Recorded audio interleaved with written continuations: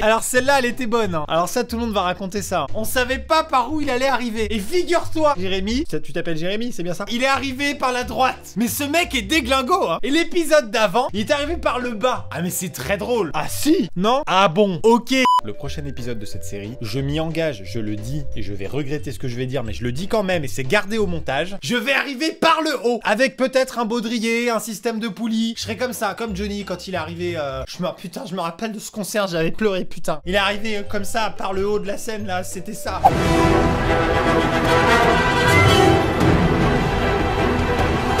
On t'aime, Johnny. Bref, moi aussi je vais le faire. Je vais arriver par le haut du cadre au prochain épisode, ok? Donc j'espère que vous allez suivre cette série rien que pour ça. Clap, bonjour et bienvenue dans les CTAC épisode 3. Qu'est-ce qu'un CTAC, Maxime? On se demande, qu'est-ce qu'un CTAC? C'est les comptes Twitter avec des concepts. Voilà, c'est les comptes Twitter avec des concepts. C'est-à-dire qu'il ne s'agit pas de comptes Twitter de stars, de personnes populaires. Il ne s'agit pas de politiciens. Il ne s'agit pas même de comptes Twitter tenus par des humoristes. Il s'agit de comptes Twitter avec des concepts très nuls et très drôles. Et dans cet épisode, qui est le 3e de la série, je vous ai trouvé, les amis, je vous ai trouvé des pépites. Mais alors vraiment, et j'ai pas regardé dans le détail, on va le découvrir ensemble, mais juste le concept des comptes Twitter que je vais vous présenter aujourd'hui. Alors là, vraiment! Non, bah c'est sûr qu'il y a certains êtres humains, ils savent pas quoi faire de leur journée, hein. On va essayer de comprendre ensemble, voilà. Si vous avez des interrogations dans les commentaires, c'est le moment de se les poser. C'est le moment de débattre ensemble dans les commentaires et de se dire pourquoi l'humanité a fait ça. Bienvenue dans l'épisode 3 des CTAC. Let's go! Oh, premier compte Twitter. Et quel compte Twitter? Un grand cru. C'est sûr, on va passer la vidéo sur ce compte Twitter. Il est incroyable. Il est incroyable. Je bois une petite lampée. Et il y aura un zoom au moment où je vais boire. Allez, zoom. Très rafraîchissante, cette bouteille Super U haute source montagne d'Auvergne. Premier compte Twitter, mesdames et messieurs. Je crois que dans la vidéo précédente, on avait vu un compte Twitter qui s'appelait Satisfying Things, c'est-à-dire des choses satisfaisantes. Là, on est sur totalement l'inverse, c'est-à-dire Unsatisfying Things, c'est-à-dire des choses pas satisfaisantes pour ceux qui ont un minimum de level d'anglais. Qu'est-ce qu'une vidéo non satisfaisante, Maxime? On se demande. Moi, je suis là, je regarde tes vidéos, Maxime, et je comprends pas ce que tu veux me dire. Eh bien, tenez par exemple, regardez celle-ci. C'est énervant, hein? Ça me fait péter un plomb. T'as envie qu'il s'explose la gueule, t'as envie que ça fasse une omelette. Mais ça me fait péter un plomb, ça, mais vraiment. Ah non. T'as envie que ça explose, t'as envie que ça pète. Je peux pas, c'est trop dur, Les œufs, c'est le pire truc. T'as envie qu'ils explosent, c'est satisfaisant. Un œuf, c'est beau, c'est épuré, et c'est tellement fragile. Tu le prends dans ta main, tu peux l'éclater. Ça peut être satisfaisant. Et quand tu vois ça, là... Mais ça dure longtemps en plus. Et c'est pas un montage, c'est véridique. C'est une putain de broyeuse, tu pourrais mettre une bonbonne de gaz dedans, elle serait broyée. Et l'œuf, non. Lui, non. On passe à la suite. Pourquoi j'ai commencé par ce compte Twitter? Ça fout une ambiance de merde.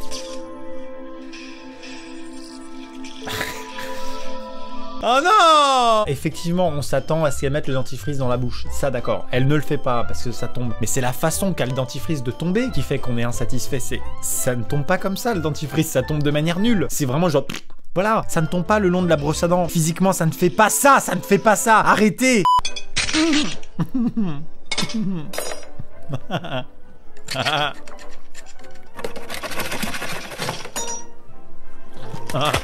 C'est vraiment ce sentiment d'insatisfaction.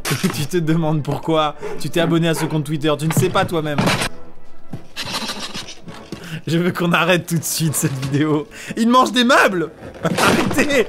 Monsieur, vous mangez des meubles. Il n'y a pas d'explication, il n'y a pas de fin. L'auteur ne se donne même pas la peine de faire peut-être un petit épilogue pour t'expliquer pourquoi il a fait ça. Non, il t'explique pas que c'était un message qu'il renvoyait à Ikea parce que c'était un ancien salarié et Ikea lui a bouffé sa vie parce qu'il a travaillé trop longtemps là-bas et du coup pour se venger il bouffe. J'en sais rien. Si vous avez une théorie dans les commentaires, quelque chose qui explique ce qu'on vient de voir, vraiment mettez-la. Mettez un petit pavé, expliquez-nous. Effectivement, il découpe une chaise avec sa fourchette, ça signifie ceci, ça signifie cela, ça renvoie à cela. Aristote en avait parlé dans son ouvrage patati patata. Faites-nous peut-être un contexte littéraire à tout ce qui vient de se passer, ça me paraît important pour qu'on avance tous ensemble. Merci à toutes et à tous. Je balance également un sondage qui s'affiche actuellement ici et qui vous demande si vous aussi vous avez déjà mangé des meubles. Juste histoire de savoir si c'est moi qui est pas normal, voilà. Non, parce que si tout le monde répond oui je mange des meubles, j'annule ma vie. Ça nous est tous déjà arrivé, hein. On a tous déjà vécu ça. J'ai l'impression de faire un podcast. Les différents types de personnes qui coupent du scotch. Le numéro 1, le ciseau bloqué dans le scotch. Oh non, j'ai compris le montage. Non, non. Vous pouvez pas... Non. J'ai compris où vous voulez en venir, hein. Mais laissez-nous voir cette pastèque qui s'explose. J'aurais jamais dû commencer par ce compte Twitter. C'est essayer de ne pas être frustré en fait. La traduction exacte, c'est les choses frustrantes. Voilà, c'est le compte Twitter des choses frustrantes. Vous pouvez vous abonner. Ça s'appelle Unsatisfying tout simplement. On passe au tag suivant ou pas? Prochain compte Twitter, il s'appelle Japanese What the Fuck. Qu'est-ce que le compte Twitter Japanese What the Fuck? Eh bien, par exemple, c'est ça. Il s'est passé 4 secondes. Il y a des Japonais en kimono qui font tourner les théières sur leurs doigts.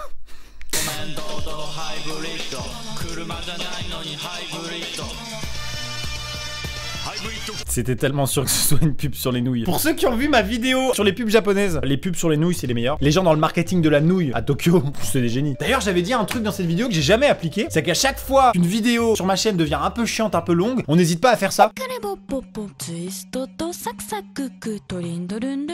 Voilà, pour ceux qui s'en rappellent.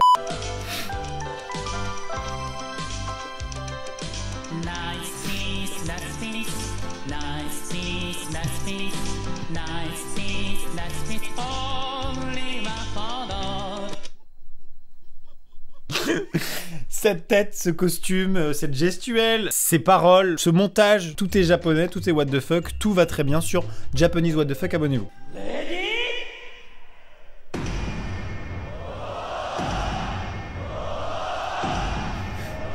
On va faire un combat de pouces. Il y a vraiment des concours de Shifumi au Japon, genre des compétitions internationales. Elle a l'air d'avoir joué sa vie. Il s'est entraîné pendant tellement d'années pour faire un pierre feuille ciseaux. Je remercie ma manager, mes parents qui m'ont poussé à me lancer dans cette aventure. Quoi? Attendez, la vidéo suivante. Est-ce que j'ai bien vu? Les 2 premières secondes, c'était déjà très clair. J'ai tout de suite compris ce qui se passait. Non mais je peux pas regarder ça. Non mais attendez, on la regarde et on en parle. Calmez-vous, je vous sens excité, calmez-vous, on en parle tout de suite.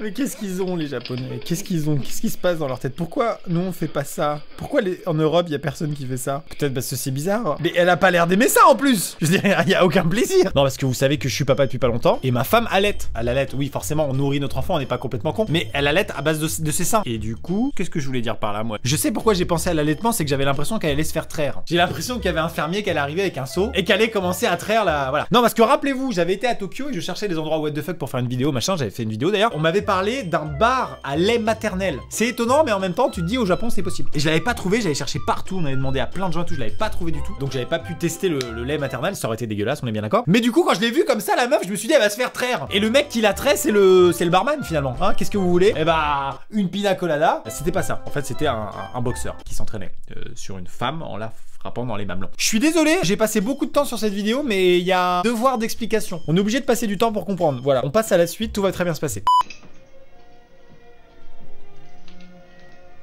Est-ce que c'est vraiment un restaurant où les tables sont des femmes nues? On ne dit rien, on ne fait pas de commentaires. Qu'est-ce que c'est que ça?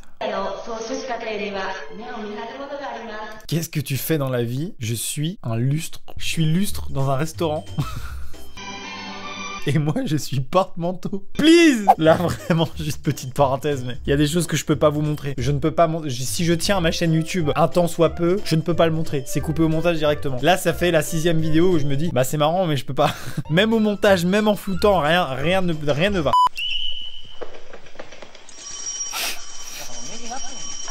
Qu'est-ce qu'il faut faire?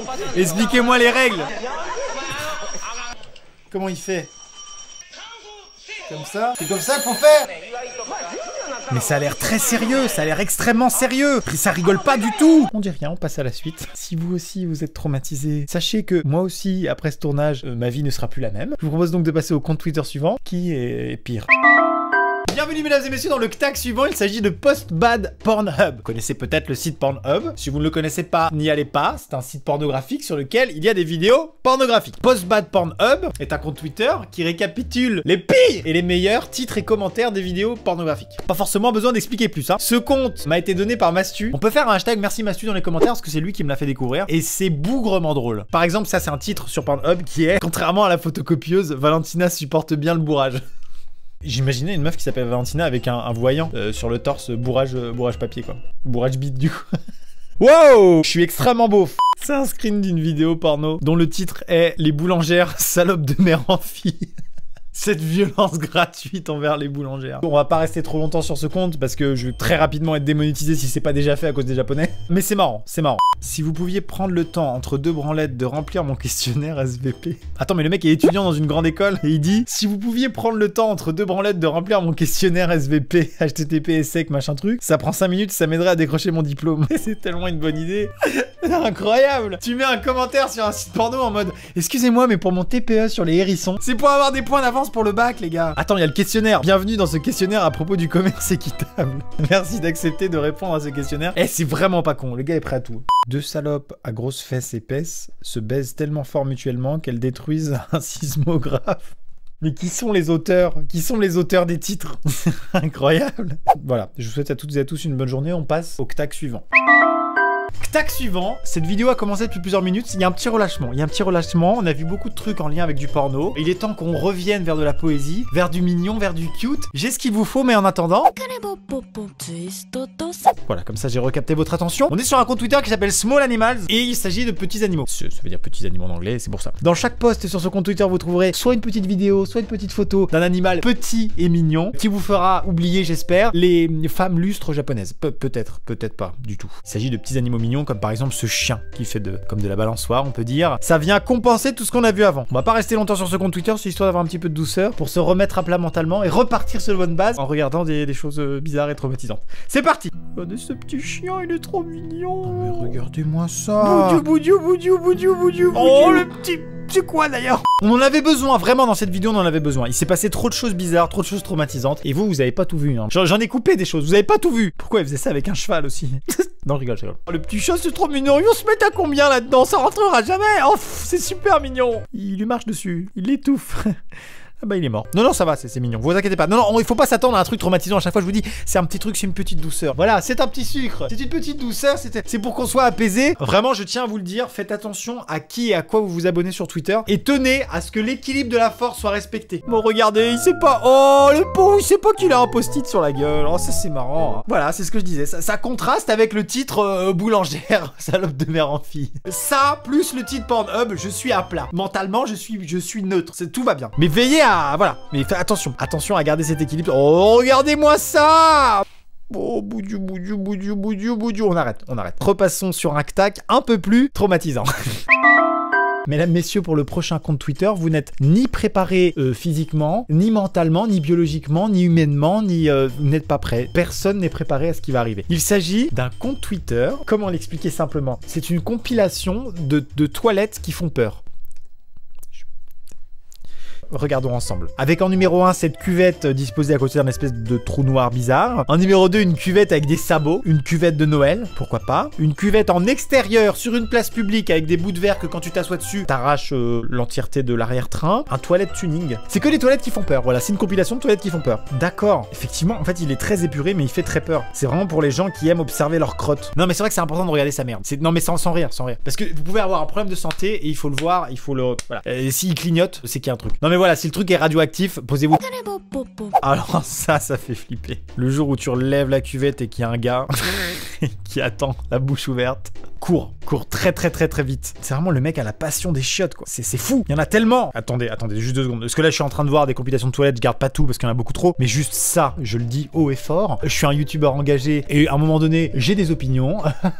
Je peux dire aussi, moi, des choses que la masse mainstream ne pense pas. Mais moi, je le dis parce que je suis courageux. Alors, je le dis. Ça, c'est une invention de génie. D'accord? Parce que j'ai fait le 4L Trophy avec Cyril il y a 2 ans. Et je me souviens de 2-3 moments où c'était pas facile de trouver un endroit dans le désert pour poser la pêche. J'aurais eu un adaptateur à roue pour me poser et faire ma crotte, ça m'aurait bien dépanné. Je trouve ça hyper intelligent. Faire son petit trou dans... C'est hyper malin. Pour moi, on devrait tous avoir un gilet jaune. Alors je parle du gilet jaune, vraiment l'utilisation de base du gilet jaune, à savoir, oh tiens chérie, on a crevé, je vais changer la roue sur l'autoroute, par mesure de sécurité, je mets un gilet jaune. Pas, viens chérie, on va bloquer un péage parce que Macron casse les couilles. Voilà, à la base du gilet jaune, rappelez-vous, c'était un truc qu'on était obligé d'avoir dans la voiture. Bref, je rappelle, un gilet jaune, un triangle et une cuvette adaptable sur n'importe quelle roue. Ça c'est important.